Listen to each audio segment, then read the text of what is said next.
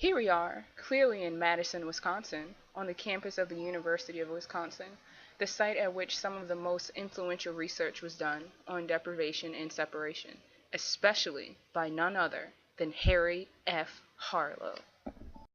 Harry F. Harlow was an American psychologist who focused on human behavior and development. He is most well known for his contact comfort experiment, also known as the wire mother experiment, with rhesus monkeys. Here, in 1962, Dr. Harry Harlow raised rhesus monkeys from birth, and he found it was necessary to keep young monkeys separate from each other for health reasons.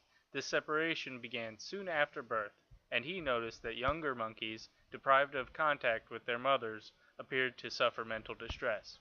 They would cower in the corner of their cages and cling to their cheesecloth diapers for a sort of security. These odd trends sparked an idea in Harlow's mind to look at the mother-child bond and the importance of comfort in this relationship. But what could this mean for past research? Before Harlow's experiment, there was only speculation and observational data to support what many psychologists theorized about love. Many believed that the attachment between a mother and a child was merely there for the child to obtain food, relieve thirst, and avoid pain. Harlow, however, believed something different.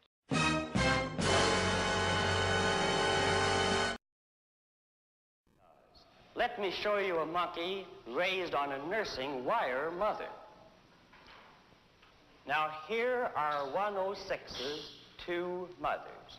As you can see, it was weaned on a wire mother. Here's baby 106. Watch. He's going to the wire mother. He's got to eat to live.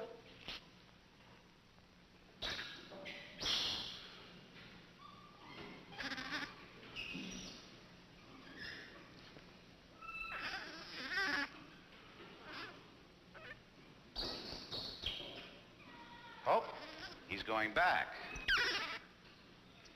He's back on the cloth mother, and he'll stay on the cloth mother. Actually, this baby spends from 17 to 18 hours a day on the cloth mother and less than 1 hour a day on the wire mother. We had predicted that the variable of contact comfort would be a variable of measurable importance, but we were unprepared to find that it completely overwhelmed and overshadowed all other variables, including those of nursing. Frankly, Doctor, if it comes to a choice between wire and cloth, it's reasonable to expect that any child will go to the cloth. It's a matter of creature comfort, like a baby with its blanket. But is this really love?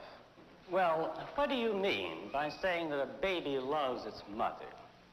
Certainly one thing we mean is that it gets a great feeling of security in the presence of the mother.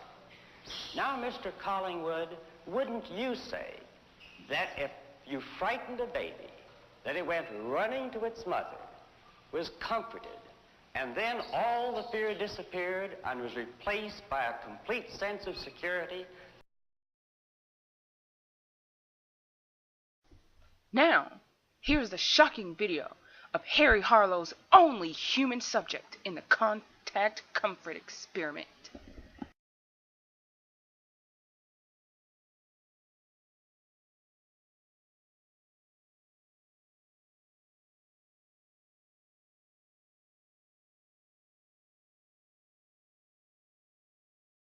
Here you can see the young human boy cowering in fear due to deprivation.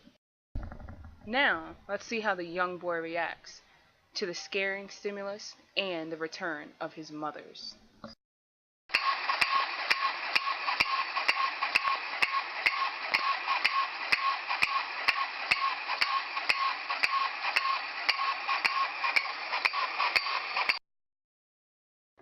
We see him approach the wire mother first for food, but quickly he returns to the soft mother.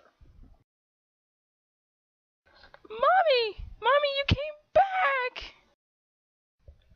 Harlow's experiment was able to show irrefutable truth that love is vital in normal childhood development.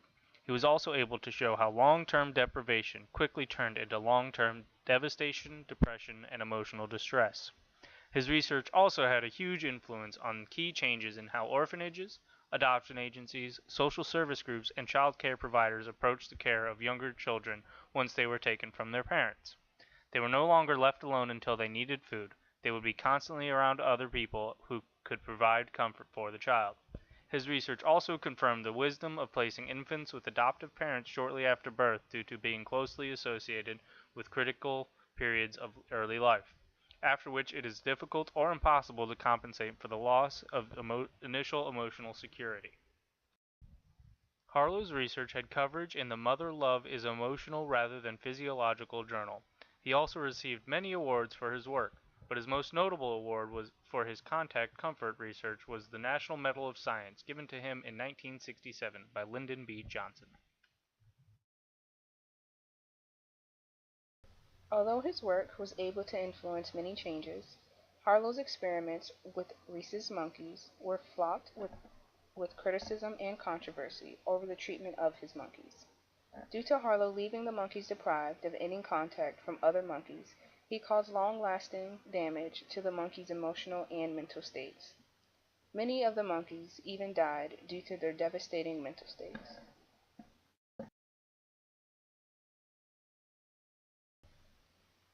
Harry Harlow's work fits into the system of nature versus nurture and with behaviorist theories, because how we are raised determines how we will turn out. The monkeys were left deprived from contact, so they grew up to be in worsened mental and emotional states.